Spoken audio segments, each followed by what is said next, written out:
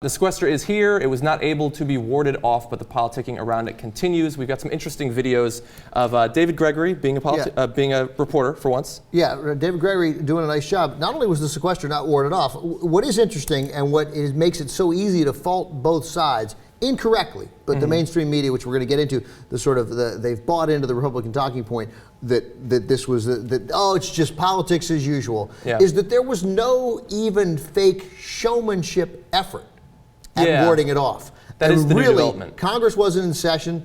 The president sat on his ass. There was no grandstanding. The president never said, come in, let's go to work, let's do it, which makes it very easy for everybody to buy into this talking point that either that it was Obama's fault or that simply it's just a case of, oh my God, throw the bums out, nobody wants to do anything. Yeah, and I think usually you would see that sort of grandstanding. I mean, obviously Obama was going around the country and trying to make his case, but it seemed like he knew a couple of weeks in advance that they weren't going to have any deal. So he wasn't even really trying to plan for a deal. He's obviously playing the long game. But anyway, So Boehner is going to try to make the case, as he has for the past few weeks, that we would have done something, but the Democrats just didn't have a plan. He says that Obama had no plan at all. Exactly. And for once, actually, David Gregory responds in an interesting way. Listen, we've known about this for 16 months.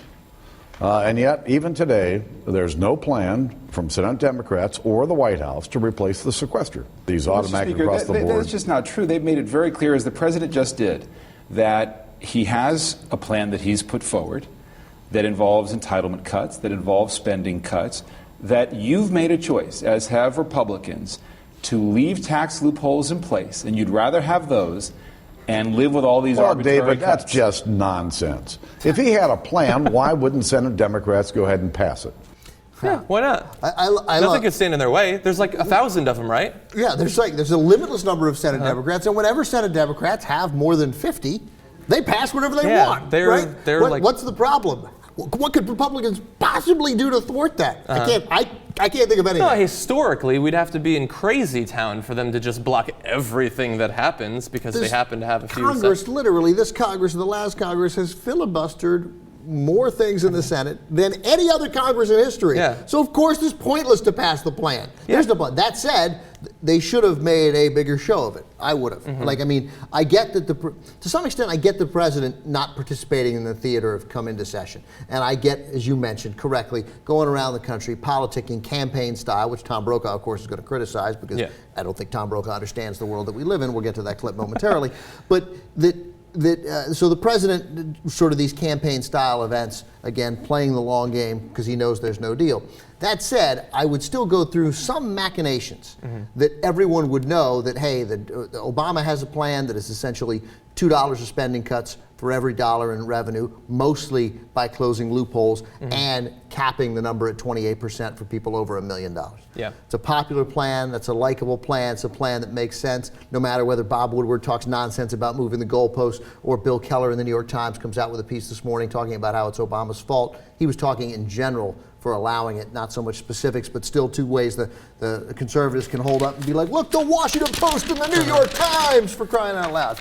So, but that said, making a clear effort in the Senate and make them filibuster it. I do not understand why they don't make them filibuster. I think, look, I used to feel that way in a lot of different issues. That, so it's going to be filibustered, so let's not make a big deal out of it.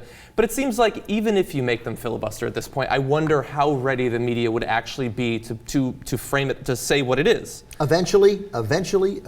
Days. Yes. Days, maybe months, maybe years. Maybe. But it's not like this sort of intransigence on the part of the Republicans is about to stop.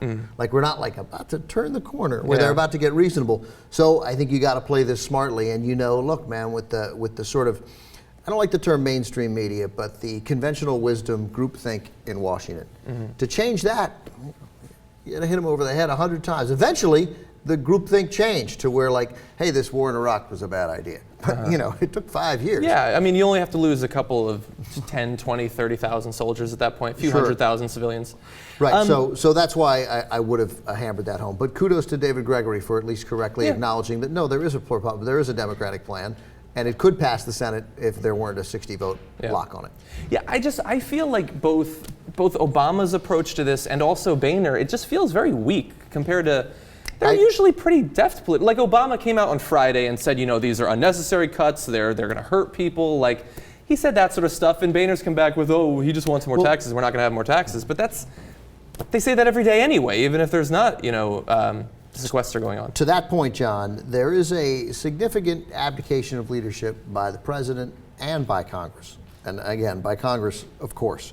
But by the president, in that there's not even the appearance of leadership. And what is very clearly happening, and this is, I think, undeniable, and for this it's very easy to blame both sides. Mm-hmm. But where it's undeniable is that clearly both sides are waiting for poll numbers and how it plays in the media, which is why the White House objected so strongly to Woodward's angle on it, and then his accusation of the attempt of the threat by dangerous Gene Sperling. Yeah, he's a scary man. So, because they're both looking to see, we think the other guy is going to take political heat for this if we play it right.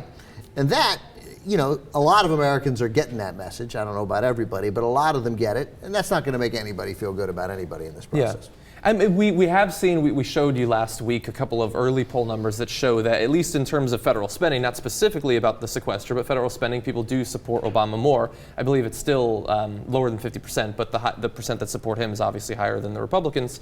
But also we've seen poll numbers that show that people aren't really paying attention to the sequester anyway, that only 27%, I believe, say that they've heard what they feel is a great deal about what's going on, even though it feels like it's on the news all the time. It's a terrible word. It's a terrible word. Almost as if by design intended to make people bored. And instantly bored by that word. At least fiscal cliff, like something's happening. Sure, fiscal cliff might be a movie, right? You don't want the girl, is the girl going to fall over the fiscal cliff? No! Oh, she was so pretty. But here, right, this instantly says to you, sequester, the words wonk go with sequester hand in hand.